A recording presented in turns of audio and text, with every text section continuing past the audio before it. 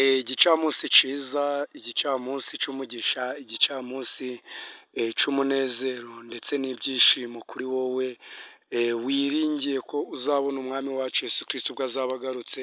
Nshuti muvandimwe, ndagira ngo nkubwire yuko tugeze muri ya gahunda yacu yo gusoma Bibiliya, aho dusoma Bibiliya, tuzasoma Bibiliya yose tukayirangiza hano kuri Karungu TV, tugusaba gukora subscribe, share, like ndetse na comment kugira ngo ubisangize n'abandi tuzakomeze dusomane igitabo cyera cyitwa Bibiliya kugira ngo dusobanukirwe. Muvandimwe rero, nk'uko bisanzwe turi mu gitabo cy'Itangiriro, tugeze mu gitabo cy'Itangiriro ku gice ngira ngo ni igice cya cumi, ni igice cya cumi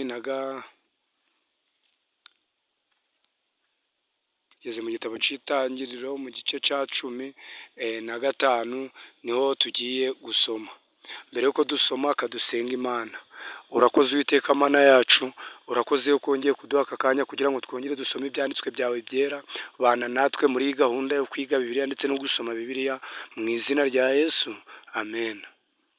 Itangiriro igice cya cumi na gatanu umurongo wa mbere. Twamagambo uravuga ngo Aburahamu yizera Uwiteka amusezeranya isezerano. Hanyuma y'ibyo ijambo ry'Uwiteka riza kuri Aburahamu mu iyerekwa riti, Aburahamu witinya, ni nje ngabo igukingira, uzagororerwa ingororano ikomeye cyane. Igice cya kabiri. Aburahamu aramubaza ati, Mwami Uwiteka, uzangororera iki ko ngenda ndi incike, kandi uzazungura urugo rwanjye ari Eliyazari umunyadamasiko. Igice cya gatatu. Ati, dore nta rubyaro wampaye, kandi uwavukiye mu rugo rwanjye azaragwa ibyanjye. Umurongo wa kane. Maze ijambo ry'Uwiteka riza kuri we riti, uwo si we uzaragwa ibyawe, ahubwo uzakomoka ku rukigi rwawe niwe uzabiragwa. Aramusohokana aramubwira ati, rarama urebe ijuru, ubare inyenyeri, niba wabasha kuzibara. Ati, urubyaro rwawe niko ruzangana. Umurongo wa gatandatu. Nuko yizera Uwiteka abimuhaniriza no gukiranuka. Ndasaba buri muntu wese yizere amagambo y'Imana kuko ari uy'ukuri, kandi amasezerano y'Imana nituyizera tukayiringira, ni ukuri tuzagororerwa kandi ibyo Imana yavuze bizadusohoreraho. Umurongo w'umunani. Aramubaza ati, Mwami Uwiteka, icyamenyesha yuko nzakiragwa ni iki? Amusubiza ati, enda iriza y'inka imaze imyaka itatu ivutse, n'ibuguma y'ihene imaze imyaka itatu, n'imfizi y'intama imaze imyaka itatu, n'intungura imwe, n'icyana cy'inuma. Maze yenda ibyo byose abicamo kabiri, arabyerekeranya, keretse za nyoni nizo atagabanije. Inkongoro zagwaga ku mirambo, Aburahamu akazigurutsa ku kirengarenga. Aburahamu asinzirira ubuticura, ubwoba butewe n'umwijima w'icuraburindi buramufata.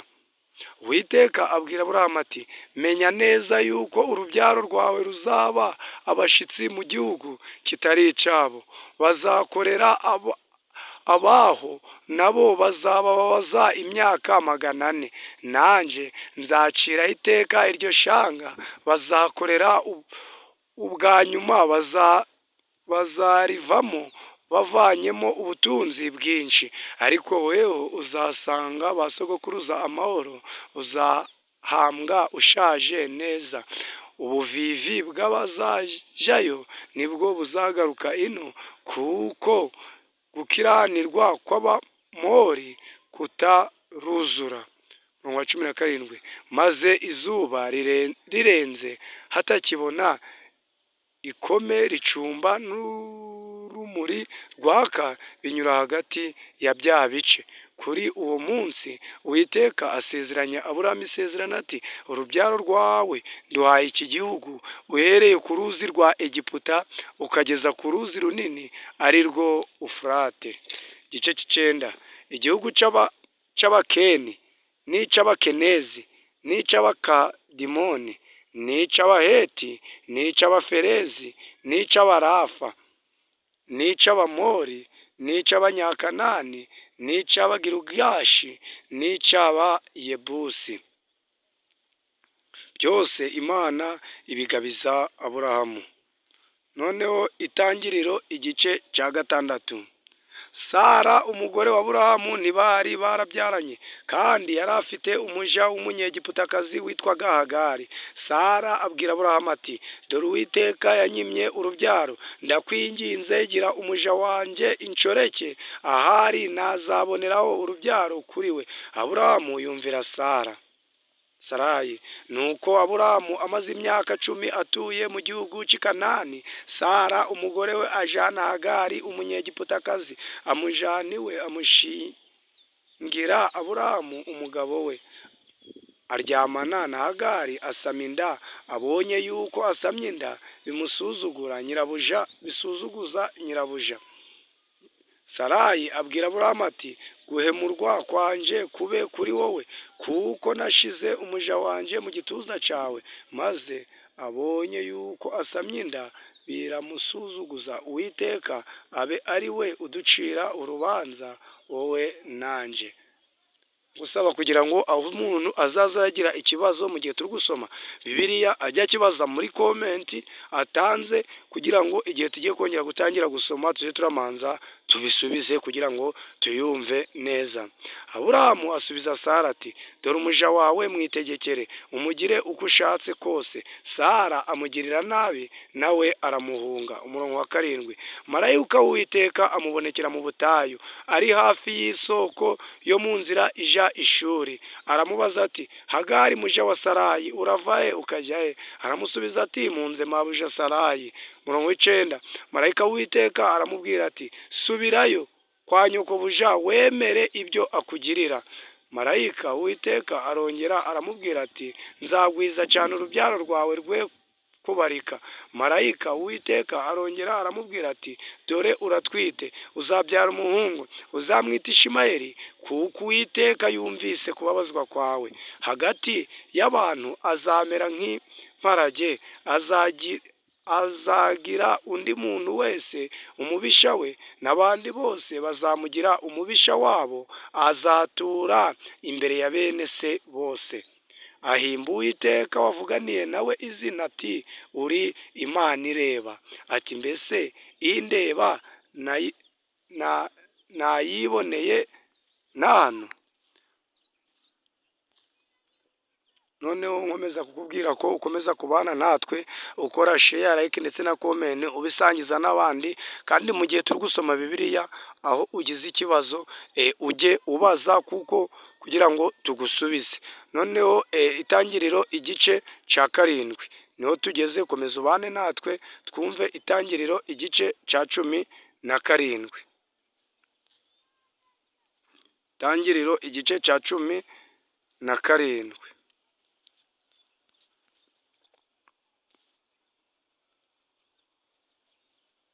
Imana ihindura amazina ya Aburahamu na Sara.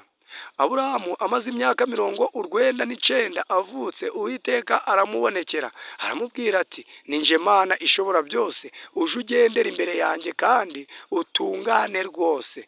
Nanjye ndasezerana isezerano ryanjye wowe, nzakugwiza cyane. Umurongo wa 3.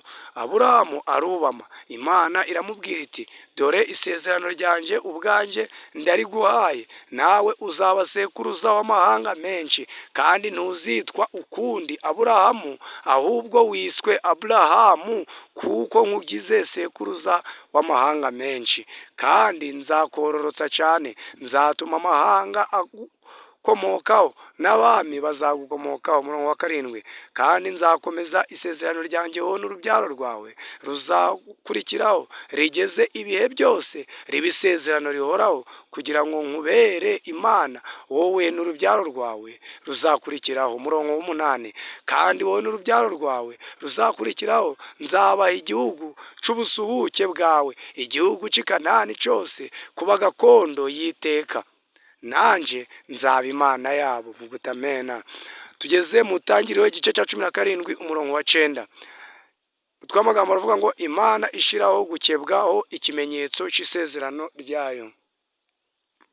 Imana yongera kubwira Aburahamu iti, nawe uzakomeze isezerano ryanjye, wowe n'urubyaro rwawe ruzakurikiraho kugeza ibihe byabo byose.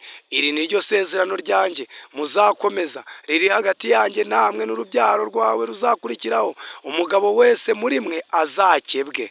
Umurongo wa 11, muzakebwe umwana w'ibyo muzakebwe umwanya w'ibyo mwambariye, kizaba ikimenyetso cy'isezerano ryanjye namwe. Umuhungu wese muri mwe uzaba amaze iminsi 8 avutse azakebwe, bigeze ibihe by'ingoma zanyu zose. Uzaba avukiye mu rugo rwawe cyangwa utari uwo mu rubyaro rwawe, waguzwe n'ifeza n'abanyamahanga, uvukira mu rugo rwawe n'uwaguzwe igiciro, bakwiriye gukebwa. Kandi isezerano ryanje rizaba ku mibiri yanyu, riba isezerano rihoraho. Kandi umugabo utakebwe umunwa w'icyo yambariye azakurwe mu bwoko bwe, azaba yishe isezerano ryanje. Umurongo wa 15, umutwe w'amagambo uravuga ngo Imana isezeranya yuko Sara azabyara umuhungu. Imana yongera kubwira Aburahamu iti, Sarayi umugore wawe ntukamwite ukundi Sarayi, ahubwo uje umwita Sara. Nanjye nzamuha umugisha, kandi nzaguha umwana w'umuhungu kuri we, nzamuha umugisha koko, kandi azaba nyirakuruza w'amahanga, abami b'amahanga bazamukomoka kuri we. Umurongo wa 17, maze Aburahamu arubama araseka, arabaza ati, mbese umwana azabyara n'umaze imyaka 100 avutse, kandi na Sara umaze imyaka 90 azabyara? Aburahamu abwira Imana ati, icyampa Ishimayeli akabaho ari imbere yawe. Imana iramusubiza iti, ahubwo Sara umugore wawe niwe uzabyara umuhungu, uzamwite Isaka. Nanjye nzakomeza isezerano ryanjye nawe, ngo ribere urubyaro ruzakiranuka, isezerano ridashira. Umurongo wa 20, kandi ibyo Ishimayeli ndakumviye, dore muhaye umugisha, nzamwororotsa mugwize cyane, azabyara abatware 12, kandi nzamuhindura ubwoko bukomeye. Ariko isezerano ryanje nzarikomeza na Isaka, uwo uzabyarana na Sara mu gihe nk'iki cy'umwaka utaha, kuko ari cyo nashizeho.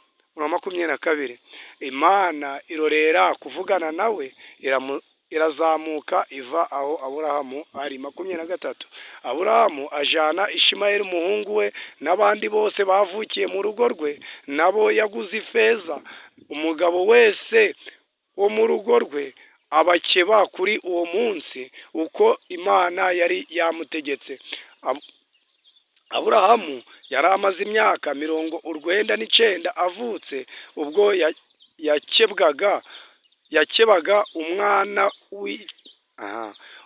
yakebwaga umunwa w'icyo yambariyeho.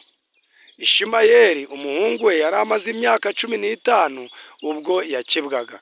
Ku munsi umwe Aburahamu akebanwa n'umuhungu we Ishimayeli n'abagabo bose bo mu rugo rwe, abaruvukiyemo n'abo yaguze n'abanyamahanga bakebwa nawe. Noneho rero mbere yuko dusoza, dusenga Imana. Urakoze Uwiteka Mana yacu, urakoze yuko wemeye ko twongera gukomeza gahunda yacu yo gusoma Bibiliya. Bana natwe kandi ukomeze udushigikire.